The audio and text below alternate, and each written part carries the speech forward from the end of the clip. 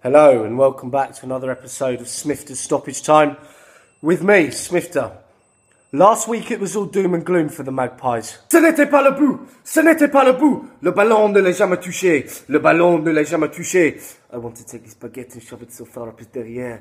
Next week he has to remove it and use it as the flag. But this week, magnifique, superbement. I can't think of much more superlatives to describe the performance. And in one man in particular, Yohan Cabaye. This guy's a little French wizard in my eyes. And Mike Ashley, you will have a riot on your hands if you sell this guy. Newcastle fans know what I'm talking about. And you know, one man that could potentially do with a player like Cabaye would be David Moyes. And this is what upsets me and worries me about, you know, Cabaye's form at the moment. Is he putting himself in the shop window for people to snap him up in January? Because why wouldn't Moyes want a player like Cabaye? I mean, if he's available for the right sort of money, you know, he's creative and he's popping up with goals now that Alan Pardew is playing him a little further forward. We know he can tackle. We know he can pass as well. But now he's adding goals to his game. And a great performance. We saw Roy Hodgson, actually, in the grounds, probably taking a look at Williamson and Stephen Taylor at the heart of the Newcastle defence. I can't even keep a straight face when I say that. No, he's probably looking at Andy Carroll and seeing how he's getting on and seeing how he's coming back to form. But that'll take a little while for Andy. But why doesn't Didier Deschamps come and have a look at the team? Because some of the French players in that side are playing terrifically well at the moment, including Loic Remy.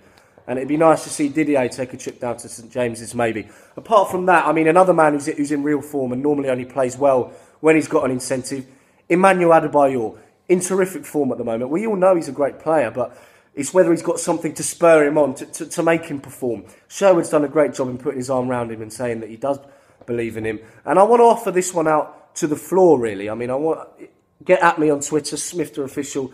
And, you know, would AVB have been sacked if he put his faith in Adebayor? Interesting, and I've got to say fair play to Adebayor. At the start of the season, when they were signing all these players, he came out and said, it doesn't matter because at the end of the day, I'm going to be the #1 striker at White Hart Lane. I laughed at it, and I'm sure a few other people laughed at it as well. But full credit to him, and I mean, he's scoring goals now. What more could the Tottenham faithful ask for? And I said David Moyes needs to buy. This guy, David Moyes, needs to probably spend about 200 millions on this team, in all honesty, to try and get it up to scratch. And he could start with getting Cabaye. He's going to struggle to bring players in January. But we all know he was going to probably lose at the Bridge. And Mourinho now, still unbeaten at the Bridge. What a magnificent record that man has got. And, you know, 100 wins in the Premier League now. 20 games quicker than Ferguson. Quicker than Wenger. What a manager this man is. I mean, he's one of the best in history. If not already, he's written himself into history books. And Chelsea right in the thick of it in the title race. And one man who's grabbing goals for him now, Samuel Eto'o. He's starting to pop up with goals. You know, this has taken a while to get going. This is a quote back from 05. I would rather sell groundnuts in my home village than sign for a pathetic club like Chelsea. Well, he's not selling the groundnuts now. And, you know, he's playing in the Chelsea strip and he's scoring goals. And all of a sudden, Mourinho now has got an informed striker, and Torres coming off the bench isn't in bad form either. He's starting to pull it together as well. So, you know, Chelsea's still right in the thick of the title race. And that's all from me this weekend. Smiffta.